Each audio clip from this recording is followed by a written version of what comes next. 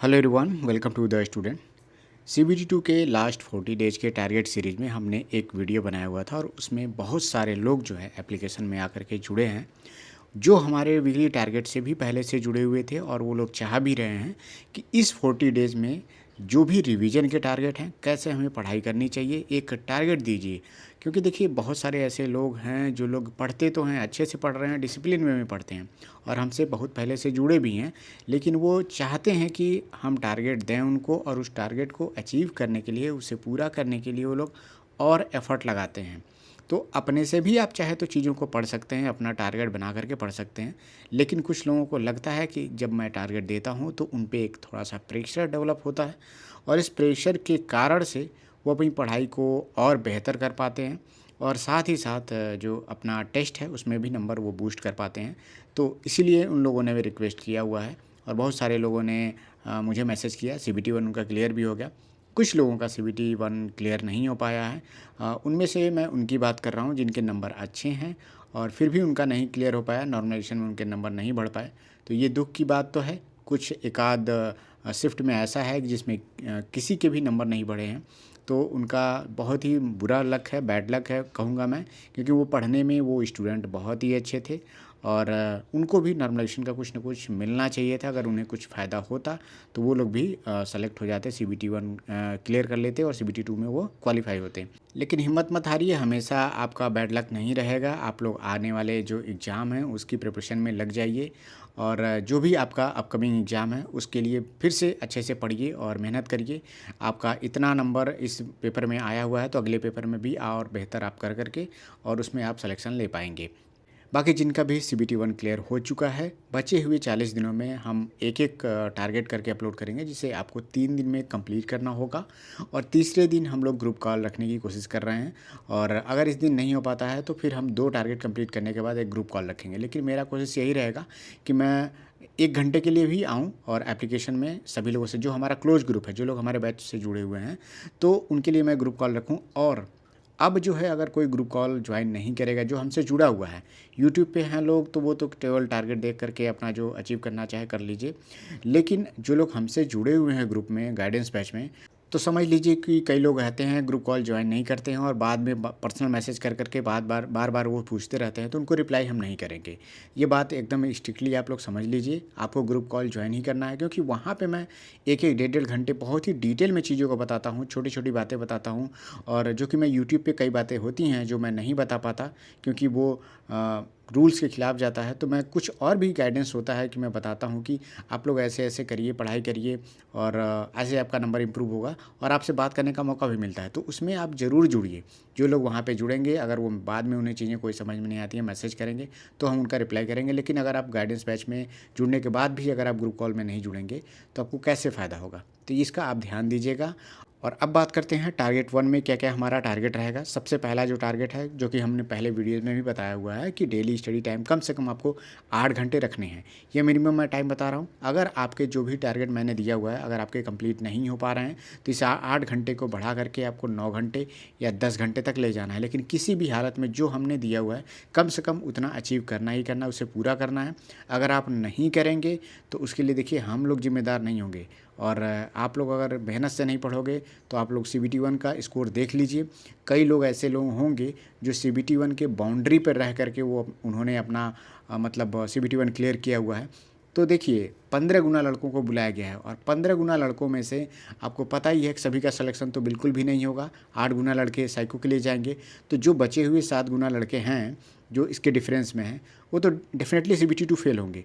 मतलब कहने का ये है कि CBT 2 के बाद वो साइको में नहीं क्वालिफाई किए जाएंगे, उनका नाम लिस्ट में नहीं आएगा।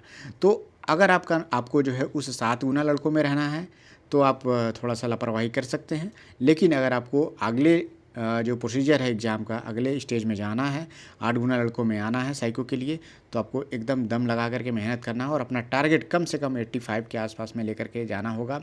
तभी आपका जो है मान के चलिए कि CBT 2 के बाद साइको में आपका नाम शॉर्ट लिस्ट होगा। बाकी आपके ऊपर है, आप जिस तरह से मेहनत करेंगे उसी हिसाब से आपके मार्क्स बनेंगे। बाकी लक की बात तो मैं नहीं कह सकता, किसके शिफ्ट में कितना नॉर्मलाइज्ड होता है, क्या होता है, वो तो देखिए आपके लक के ऊपर है। पेपर हार्ड या नॉर्मल शिफ्ट आना वो तो आपके हाथ में नहीं है, लेकिन मेहनत करना तो आपके हाथ में है। तो जो कि आपको करना है इस बार।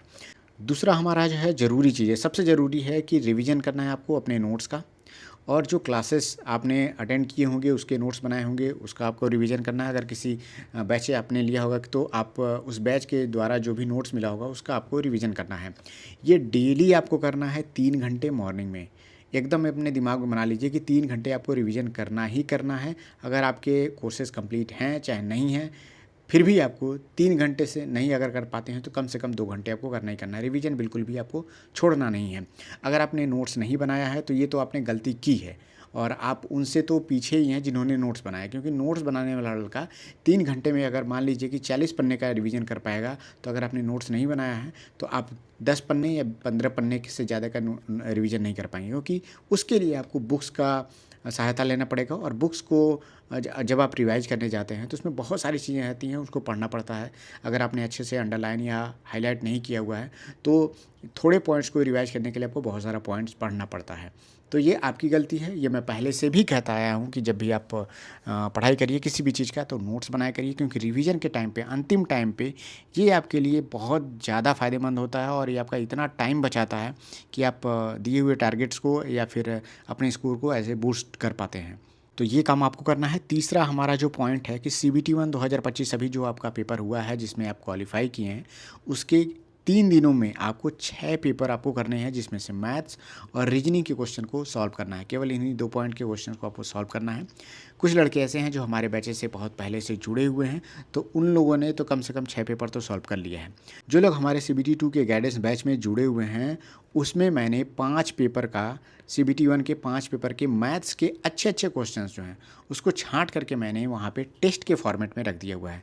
तो अगर आप नहीं जुड़े हैं तो उसमें जुड़ करके आप इनका भी आप टेस्ट वहाँ पे दे लीजिएगा, तो भी आपका मैथ्स का पोर्शन का काम हो जाएगा।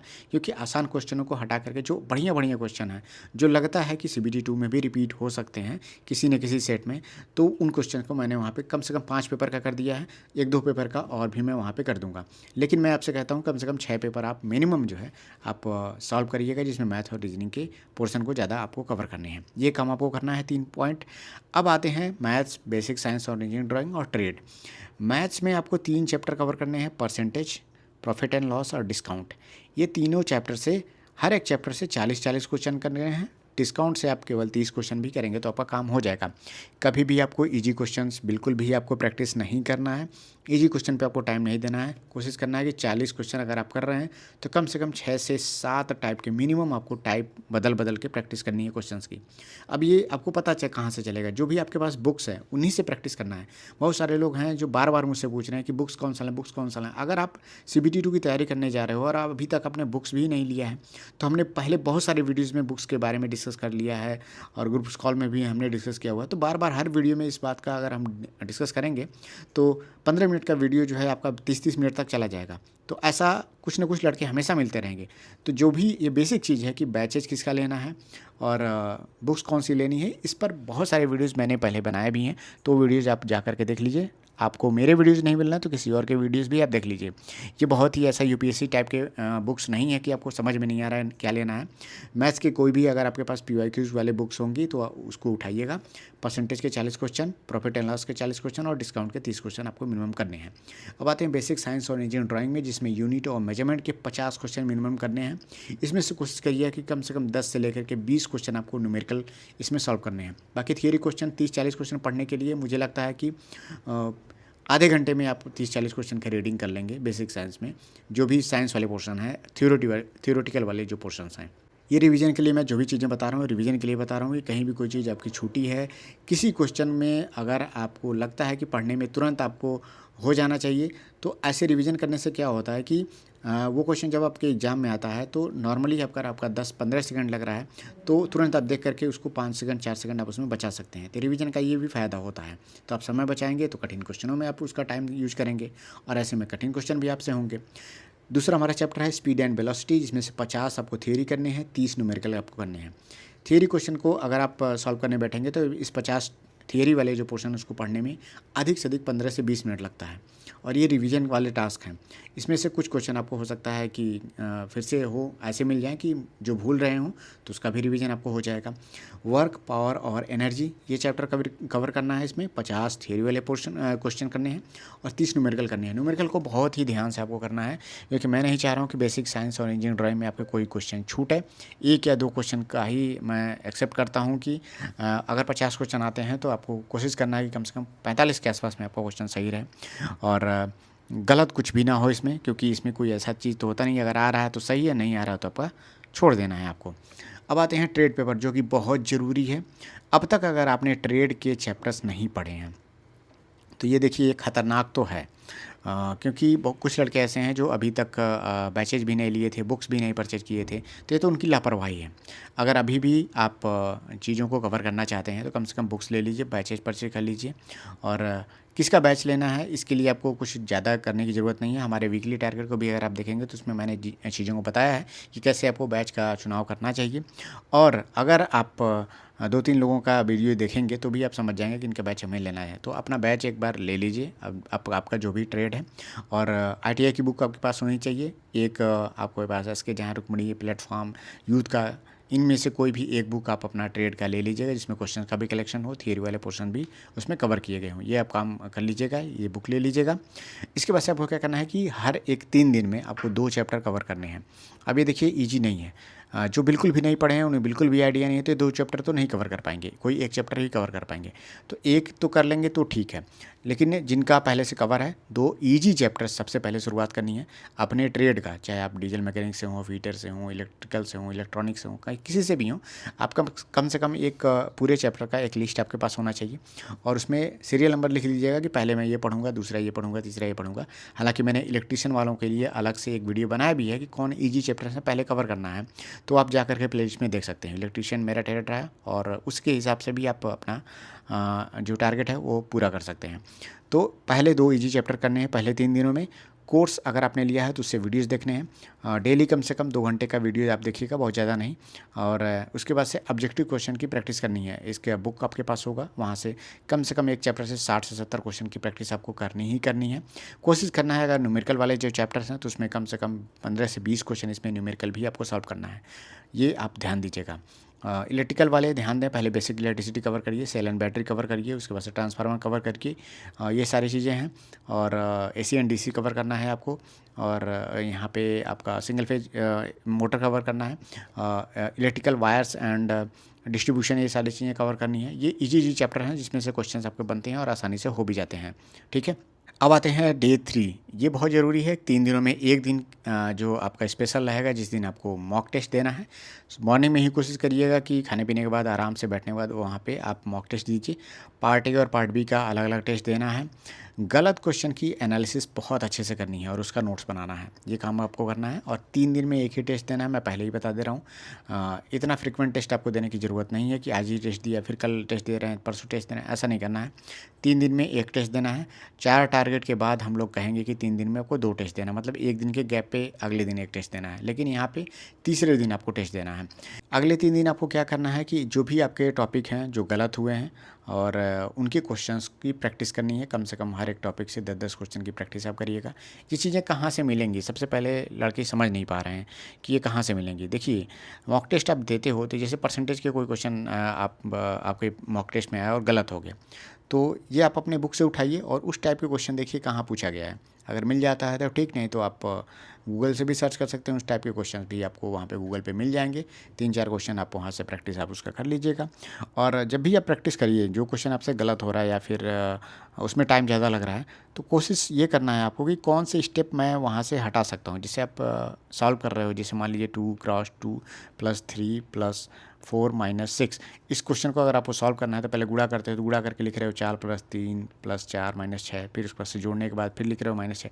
तो ये काम आपको ये सोचना है कि ये स्टेप मुझे गायब करना है।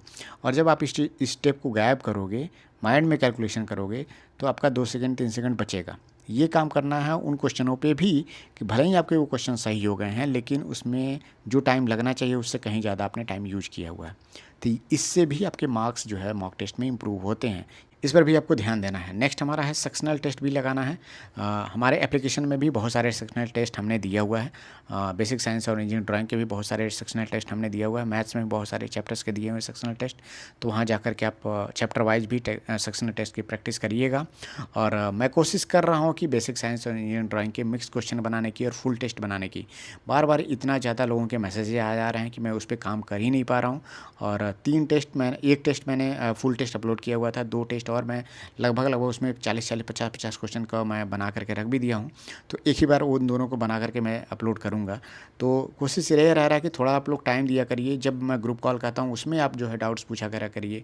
लेकिन क्या है कि बार बार आप मैसेजेस करेंगे तो वहाँ पे मेरा ध्यान भटकता है, और मैं जो टाइम देना चाहिए टेस्ट बनाने में, जो मेरा टाइम इसमें आपके टारगेट बनाने में जाना चाहिए, वो आपके मैसेजेस के जवाब देने में चला जाता है।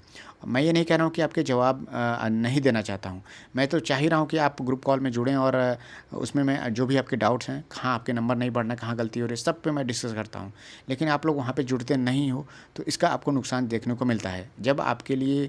जब हम इतना कर रहे हैं, ग्रुप कॉल कर रहे हैं, तो अगर आप उसमें नहीं जुड़ेंगे तो आप खुद ही देख करके चलिए कि आप सीरियस नहीं हो पढ़ाई को लेकर के।